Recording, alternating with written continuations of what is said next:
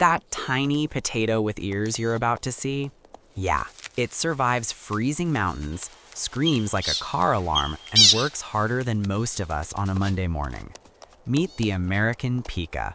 And trust me, this little fluff ball is built different. Let's start with the obvious. The American Pika looks like someone tried to design the cutest animal possible and then just kept going. Round body, tiny ears, no visible tail, and a face that looks like it permanently just heard gossip. Seriously, if stress had a mascot, it would look like this, but adorable. Pikas are small mammals, about the size of a potato, or if you prefer, a slightly overcooked chicken nugget with legs. And yet, despite looking like a plush toy, you won't find them chilling in cozy forests or relaxing in meadows. Nope, these little guys choose chaos. Pikas live high up in rocky mountain areas. We're talking steep slopes, piles of broken rocks, and places where your phone loses signal and your will to hike disappears shortly after. While other animals are down below living their best lives, Pikas are up here like, ah yes, sharp rocks, freezing winds, and no Starbucks. Perfect. They hide in rock piles called talus fields, basically nature's version of a messy room. But for a Pika, it's home sweet home. Now here's where things get interesting. Pikas don't hibernate. Let me say that again. They do not hibernate.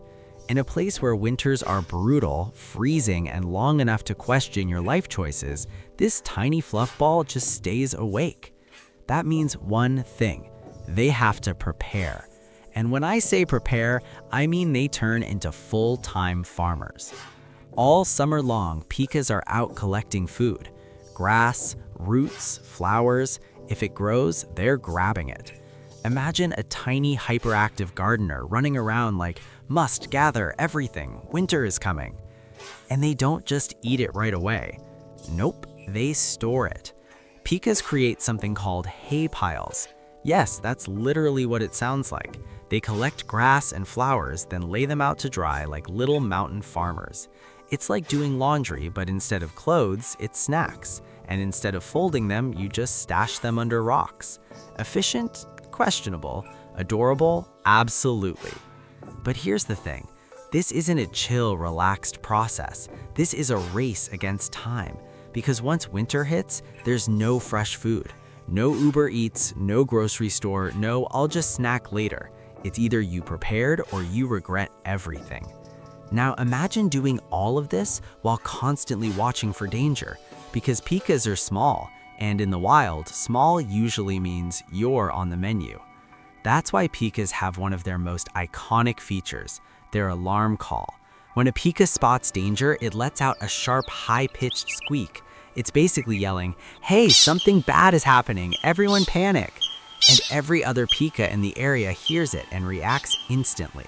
It's like a neighborhood group chat, but way louder and way more dramatic. And honestly, they're not wrong to panic.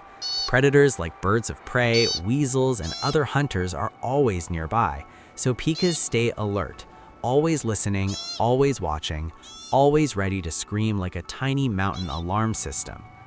Let's go back to their daily routine, because it's honestly impressive. Wake up, check surroundings, grab food, dry food, store food, scream at danger, repeat. That's it. No vacation days, no weekends, no I'll do it tomorrow. Just pure survival mode, wrapped in a fluffy body. And somehow, they make it look cute. Like unfairly cute. You ever see something so adorable that you forget it's living a high-stress survival life? That's the Pika. They look like they should be sipping tea and reading books, but instead they're out here grinding harder than a startup founder. Now here's a wild detail. Pikas are very territorial. That means each one has its own little space in the rocks. And if another Pika shows up uninvited, oh, it's drama. Tiny, squeaky drama. Imagine two fluffy potatoes arguing over who owns a pile of grass. That's basically it. But despite being territorial, they still rely on each other's alarm calls. So it's like, I don't like you, but if danger comes, please scream so I can survive. Honestly, relatable. Another cool thing, Pikas don't sweat, and they don't handle heat well. at all. In fact, they can overheat really easily. So while most animals are worried about freezing, pikas are like, if it gets too warm, I'm out, which is why they stick to cooler mountain environments. So yeah, this tiny animal is balancing freezing winters, limited food, constant predators, and overheating risks, all while looking like a plush toy you'd win at a fair. Nature really said, let's make something adorable and give it a hardcore survival challenge. But here's what makes the pika truly special. It's not just surviving, it's thriving in one of the harshest environments around, through preparation, through awareness, through non-stop effort. So next time you feel overwhelmed, just remember, somewhere out there, a tiny pika is running across sharp rocks, collecting flowers, screaming at danger, and still making it through the day.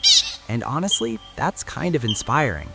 If you enjoyed learning about the American pika, hit that like button, subscribe, and stick around because we've got more wild, weird, and amazing animals coming your way. And trust me, nature has a lot more surprises.